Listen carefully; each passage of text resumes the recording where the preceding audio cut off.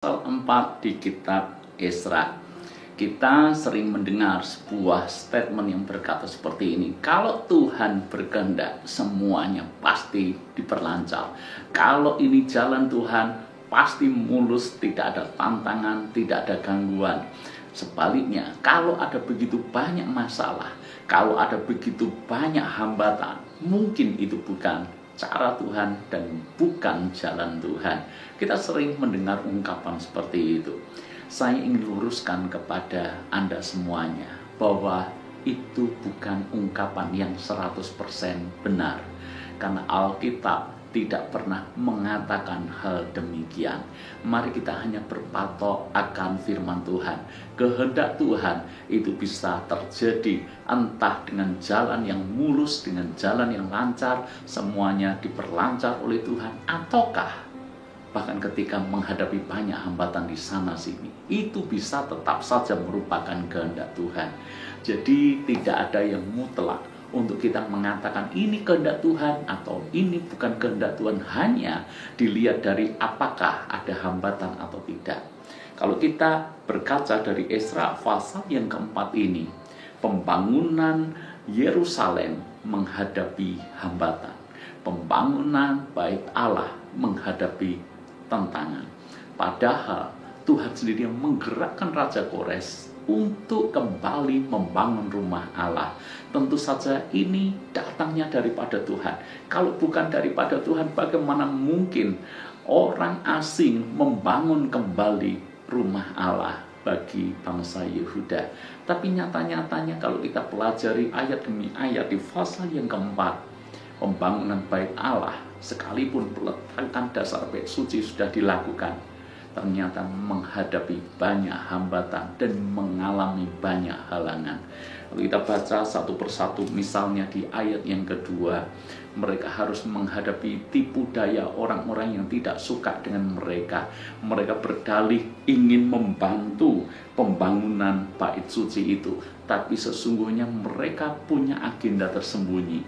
Bersyukur pemimpin Yehuda pada waktu itu, Zerubabel, mereka menolak uluran bantuan dari orang-orang yang sepertinya justru akan menjadi masalah di kelak kemudian hari. Lalu kemudian kalau Anda membaca ayat yang keempat, maka penduduk negeri itu melemahkan semangat orang-orang Yehuda dan membuat mereka takut membangun.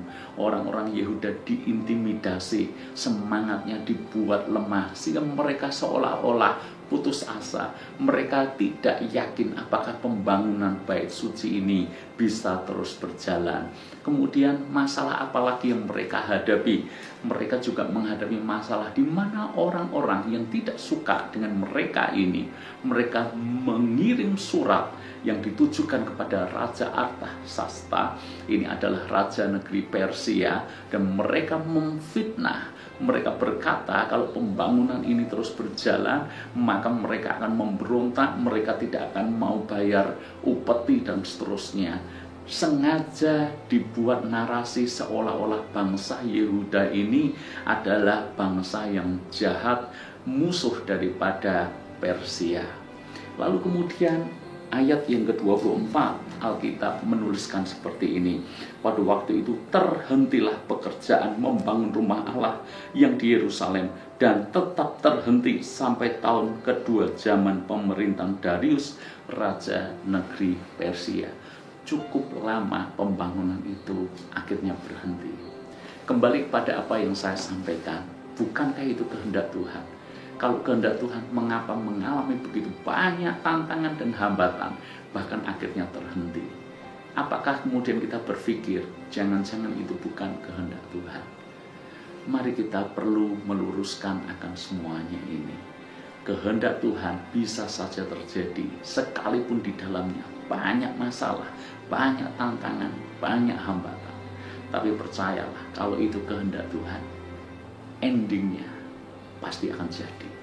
Demikian pula kisah ini, pembangunan bait Allah, toh akhirnya juga tetap jadi, sekalipun di awal menghadapi banyak tantangan dan hambatan. Karena itu saudara, kalau kita hidup dalam kehendak Allah, bukan berarti semuanya dibuat mudah. Ikut dalam kehendak Allah, semuanya dibuat mulus. Bahkan kalau kita percaya ini jalan Tuhan, mestinya tidak ada tantangan sama sekali. Cara berpikir yang keliru. Kenapa dalam kehendak Tuhan kita masih menghadapi masalah? Kenapa dalam kehendak Tuhan kita menghadapi tantangan, tekanan yang sedemikian hebat? Jangan lupa, itu cara Tuhan membuat kita bergantung penuh kepada Tuhan. Kalau tidak ada tantangan dan masalah dan hambatan, kita akan menjadi orang yang menyombongkan diri kita sendiri. Kita akan menjadi orang yang terlalu percaya diri. Kita bisa handle itu dengan kekuatan kita. Kebergantungan kita kepada Tuhan menjadi berkurang. Tuhan tidak ingin hal itu terjadi. Dia izinkan banyak hal, tantangan, tekanan. Tujuannya apa? Kita terus cari Tuhan. Kita terus mengandalkan Tuhan. Sampai Tuhan menyatakan mujizat pertolongannya bagi kita semuanya. Jadi jangan keliru berpikir bahwa kehendak Tuhan selalu mulus dan hambatan berarti di luar kehendak Tuhan. Koreksilah akan hal itu. Yang kita percaya justru yang penting kita lakukan kehendak Tuhan, yang penting kita lakukan sesuai dengan firman. Kalau ada tantangan hambatan, itu artinya kita belajar bergantung kepada Tuhan. Karena kita yakin pertolongan Tuhan indah pada waktunya. Tuhan berkati.